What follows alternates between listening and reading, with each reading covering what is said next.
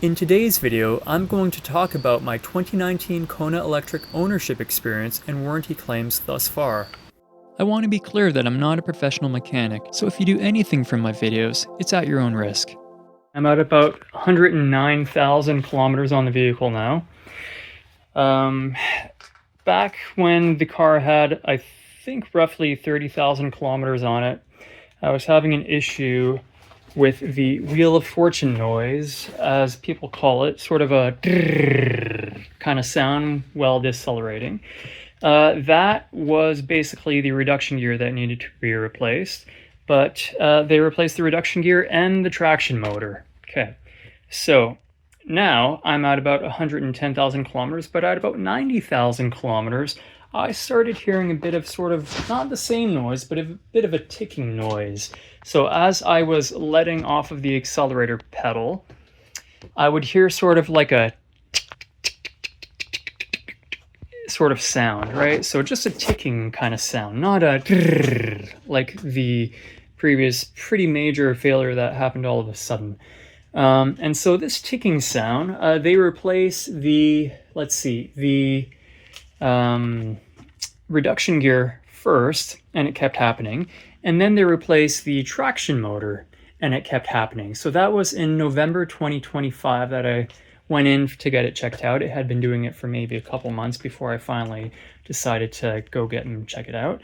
But now at this point, it's still doing it. And so I'm scheduled to bring it in next week to see if they will replace the, well, actually it's confirmed by Hyundai of Canada, they will try replacing the reduction gear once again. Now, I was regularly doing about once a year the reduction gear oil changes with Redline MTLV.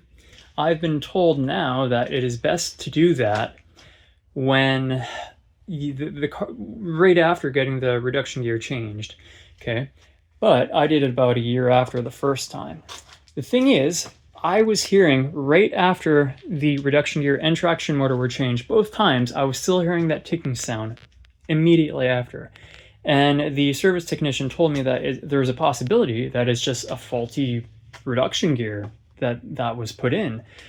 I kind of doubt it because it's the same sound, but I'm not really sure what else it could be. I know it's not the brakes because I would put the car in neutral, let off of the pedal, and then press on the brakes. It would never happen while in neutral, which, as we all know, uses the friction brakes.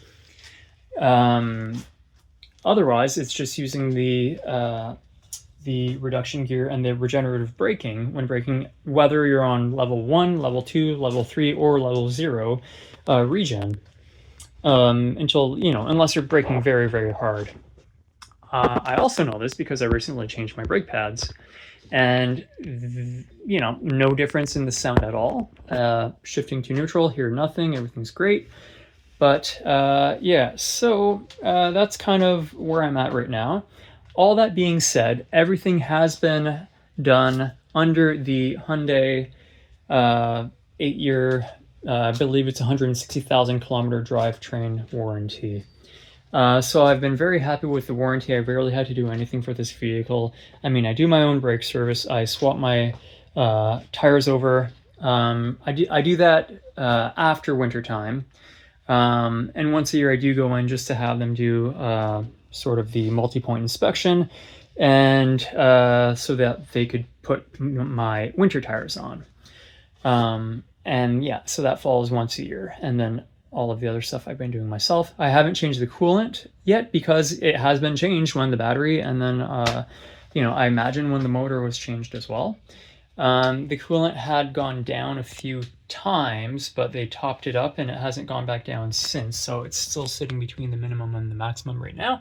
But at a couple points after they had done some work, I suppose it just like air, you know, as it was settling in after they did the work, running through the system. Yes, I believe in those cases that's why it had gone down. But yeah, other than you know, the new 12-volt battery that I put in from Costco, unfortunately my dealership voided the warranty by putting a screw in there. I had a little piece of copper wire that kind of made it big enough, but they jammed a screw right into the terminal, avoiding the warranty. I'm not happy with that, so I'm going to talk to them about that. And also the last time that they did some work, this cap was off, and there's one back there that's completely missing, as you can see right there. I'm gonna have to talk to them about getting that replaced. No major issues otherwise, though, that haven't been covered under warranty, I should say.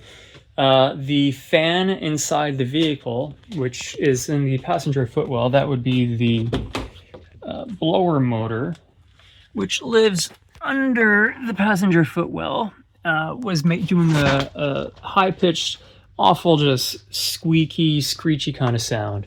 And that, I used some 3-in-1, so I took it out, I put it down the shaft, and yeah, so I got that resolved.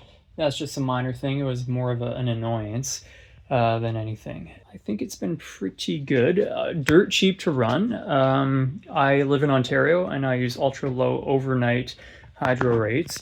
And you know that I could basically charge the car and travel about 450 kilometers, all for about $5 of electricity, and that's including the the kilowatt hour price, the cost of delivery, and all of the other associated million little tiny things with the hydro rates. Other than the things, it is a lot of stuff. The battery, the motor twice, the reduction gear twice, now a third time. That's all been covered under warranty. It has been somewhat annoying going back and forth, but like I said, cost of ownership after the initial cost of buying the vehicle, and especially if you're getting it used with a good amount of warranty back, has just been very great. And I've gone from Toronto to New York City and back on this. Just doing some little pit stops here and there, going to a grocery store, going to,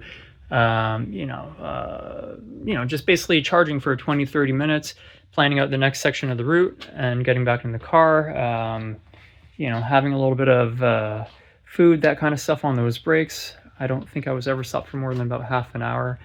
Some of the chargers were only 50 kilowatt chargers. So yeah, it has been very easy to live with. Like on the road trips, you do have to do some planning. I always have my ideal charger I want to stop at, and then a backup charger a little bit further down route.